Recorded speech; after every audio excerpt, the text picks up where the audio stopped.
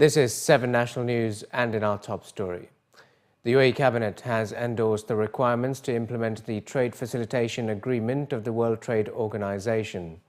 Chaired by His Highness Sheikh Mohammed bin Rashid Al Maktoum, UAE Vice President and Prime Minister and ruler of Dubai, the UAE Cabinet began its meeting on Sunday by reciting verses from the Holy Quran on the soul of custodian of the two holy mosques, the late King Abdullah bin Abdulaziz of Saudi Arabia, before going on to matters concerning the country.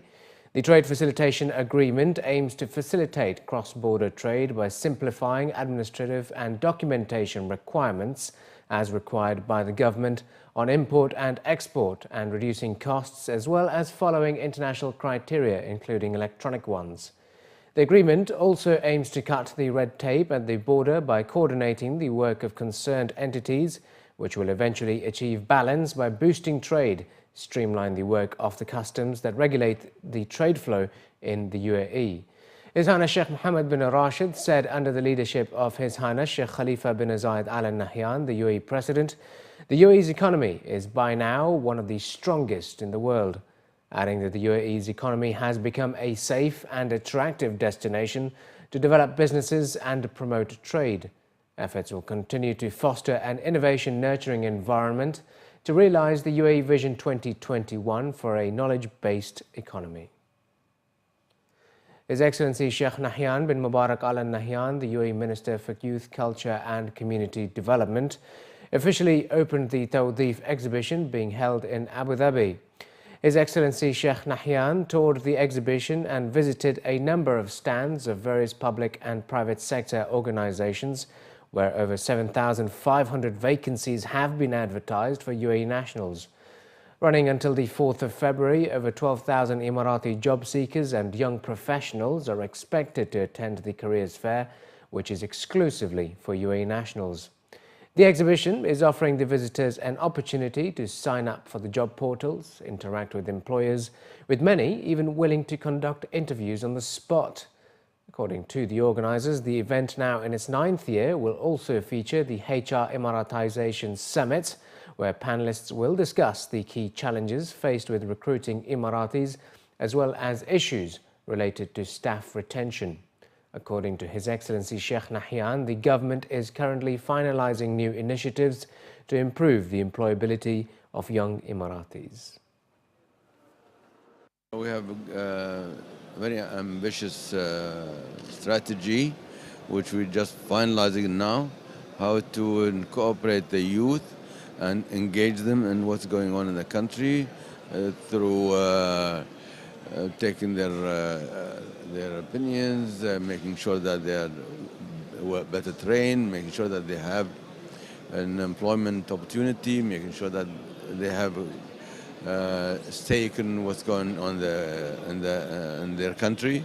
So we in our ministry, we look overall how not only at one sector to make sure that our youth and our future generation and our most valuable capital, which is our people, is fully participating in the development of their country and fully engaged.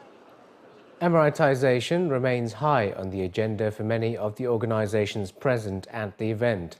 Among them include Abu Dhabi National Oil Company, that aim to reach their Emiratization target of 75% by 2017 and have offered over 4,000 vacancies during the event.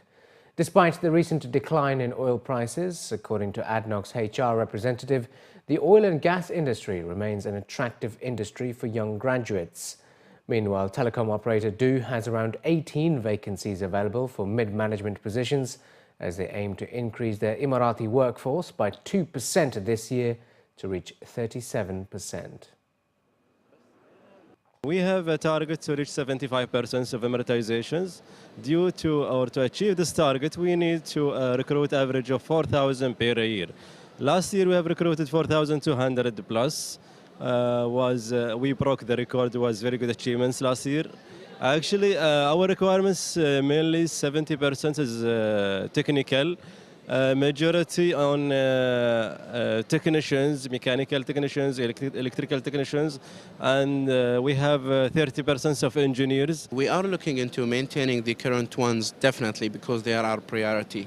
In addition to that, we are going to have career development plans for all UAE nationals that are available within DO today, in addition to the career paths and the development plans that are available and supported by our top management and CEO and the chairman himself. We're still targeting 37%, which is 2% increase from our last year percentage of, to be hired in nationals positions, mainly concentrating, as I mentioned earlier, to the middle management part of it. UAE Human Appeal International has stepped up its winter aid campaign to assist some 300 Palestinian families affected by the snowstorm that recently struck in the Palestinian territories, the Levant and Iraq. Ibrahim Rashid, director of the HAI office in the West Bank, said HAI's winter campaign, in which $1 million in aid will be distributed, targets 15,000 Palestinian families overall, including the poor, orphans and Bedouins who were affected by the snowstorm. He added that HAI teams distributed the winter aid earlier this week, which included clothing, heaters, blankets, children's milk and other foodstuff items to 288 families in Galilee Province, northern West Bank. Palestinian officials have welcomed the humanitarian aid distributed by the UAE charity work throughout the year. The Sharjah municipality has released figures that show in 2014 it disconnected electricity supply to 3,604 flats occupied by bachelors after they failed to respond to the civic body's warnings about tenancy-related violations. The municipality also warned occupants of 6,854 flats for failure to abide by conditions and rules stipulated in their leasing contracts. Khalifa As-Suwaidi, the head of Housing and Tenancy Regulatory Department at the municipality, said tenancy-related violations decreased by 70% in 2014 as compared to 2013. He attributed this decrease to the civic body's efforts in spreading awareness about the tenancy law in the emirate.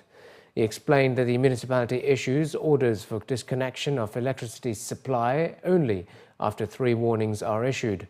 The municipality added that they are set to launch an awareness campaign to educate the public about the tenancy law and tenancy's rights. The campaign will spread information via the traditional media, social media, and the distribution of pamphlets. Additionally, the municipality is carrying out regular inspection visits to residential areas as a preventive measure against bachelors occupying flats in residential areas. Violators face fines ranging from 300 to 500 dirhams for tenancy-related violations. The fine is doubled if the violation is repeated. Some good news for motorists in the capital. Traffic mortalities on the 10 most dangerous roads in Abu Dhabi have decreased by 23% in comparison with last year's statistics. The Traffic and Patrols Directorate at Abu Dhabi Police attributed the reduction to the intensified field efforts through increased patrols, installed radars and mounted radar speed limit signs. Director of Traffic and Patrols Directorate, Brigadier Hussein Ahmad Al-Harithi, explained that the 10 most dangerous roads in Abu Dhabi include the Abu Dhabi to Al Sila Road, Abu Dhabi to Al Ain Road, Al Ain to Dubai Road, and the Abu Dhabi to Al Ain Truck Road. He also noted that traffic accidents on these roads have declined by 11%, from 645 reported incidents in 2013 to 575 incidents in 2014. Mortality rates also declined by 23%, from 156 deaths in 2013 to 120 in 2014, and incidents resulting in severe injuries declined by 40%.